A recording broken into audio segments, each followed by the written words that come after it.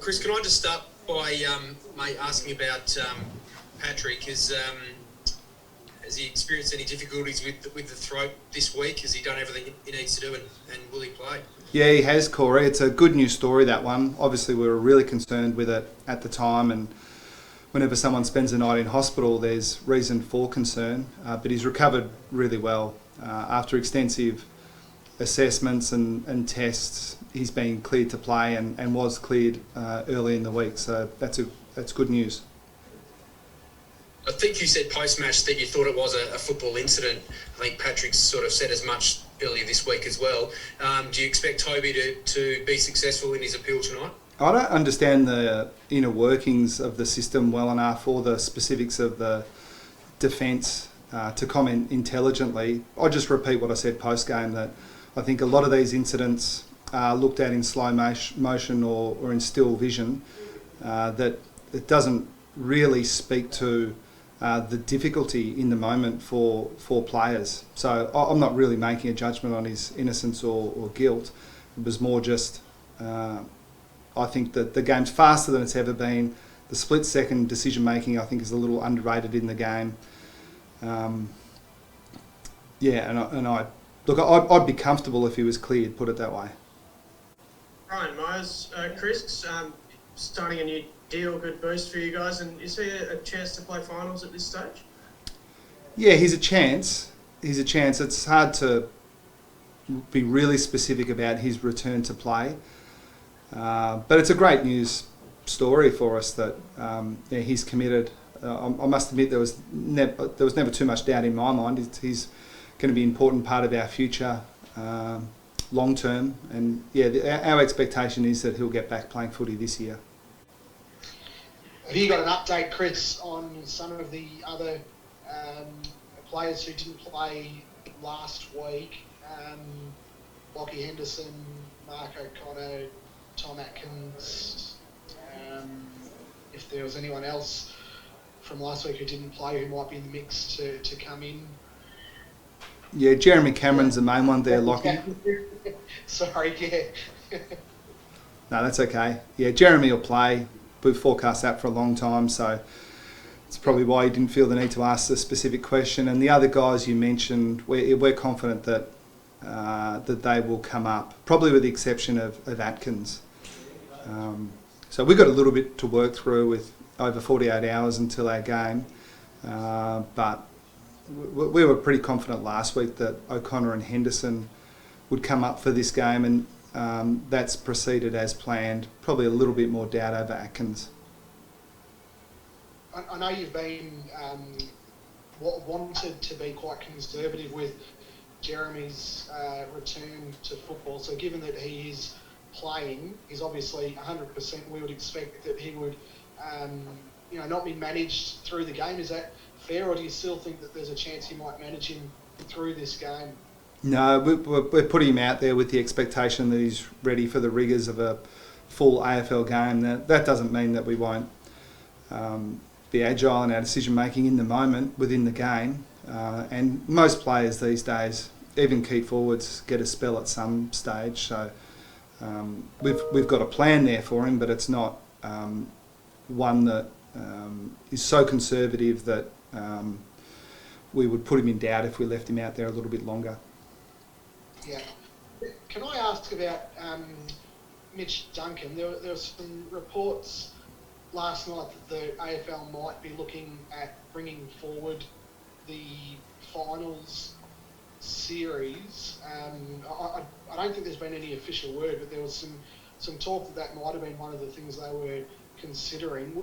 How would that affect Mitch's ability to, would he be right to play if there was a match in that first, in that pre-finals bye at the moment, or does he need that extra week? I think longer would be better for him specifically. Yeah. And I think everyone's opinion around the pre-finals bye hinges generally on self-interest. And even within our club, there are some people, players that would like to keep rolling because they're in good form and got some momentum, and others that need the spell and recovery time from injury. So it's a bit like finals timing and venues, it's completely out of our control. It's a question for the AFL, but Mitch would, I think, we would all prefer him to have a little bit longer. The specific question, would he be right to play? I can't answer that. Now, we've always been confident that he could be back for finals, and that hasn't shifted, even if they do bring the finals forward. Yeah. Where do you sit with that, Chris? Sorry, you personally. I'm taking the view, like a whole lot of other things, appreciative of the fact that we've been asked our opinion on it, but very aware that we have no influence at all, so we'll just get on with it and adjust if we need to. But right at the moment, we're preparing for the probability that there will be a pre-finals bye. I think with a week and a half to go, it's pretty important to make that decision. But we completely respect that everyone needs to think on their feet. Given the circumstances around the globe at the moment. There was even talk that the bye might be pushed back and put before the grand final, between the prelim and the grand final. How would you feel about that? I think my answer is a little similar. It's a more relevant question for me if that was being proposed as a long-term option into the future.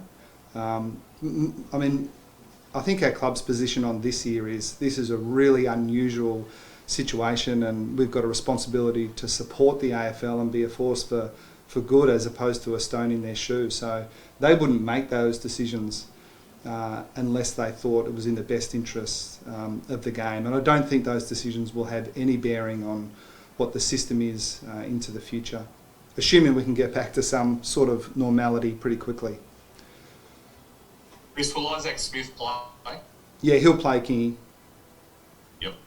Just on Tom Atkins, can I just ask, is that lingered longer than you thought? So he was named for the North Melbourne game. He didn't travel. It's a back issue, we believe. Is that something that it's probably lingered longer than you expected when it was initially reported as an injury? Yeah, it's well put, King. I think it's lingered longer than we expected. That's a good way to put it. It's a bit frustrating for him because it hasn't been a serious injury that anyone can, or at the time could point to and say he's definitely going to miss a period of games. It's almost every week we have expected him to come up, and it's just lingered. So again, I don't think there's any reason to think that it's serious necessarily. It's just been longer than expected, and again, the feedback I get is that he'll be right next week if he doesn't play this week. Chris, how's Gary Rohan tracking as well? Yeah, Gary's not a certainty to play this week. We need to work through the next 48 hours as well. But the initial prognosis has been confirmed that it's not a serious injury. Now, I hesitate to say that given my previous answer on Tom Atkins, but he's in some doubt. Just on St Kilda, Chris, they're obviously pretty desperate trying to break into the top 8. What do you make of them as an opponent this week? Yeah, as we always try to do, expect their best. I think last week was a really good indication of what they can do. A couple of weeks before that, they were in Perth and pushed West Coast all the way. So I think their form line's okay. Probably a little bit of a downer against Carlton in between, but we feel a great deal of respect for what they can do. And I think it speaks to the whole competition. Last week's results were a good example of the fact that if any team gets things their way, they can be dangerous. I feel like I've said that a lot, probably for the last 10 years, but I don't think it's ever been more true. So you're right to point out that they will be desperate. But I think it's worth acknowledging that we've got a fair bit to play for too.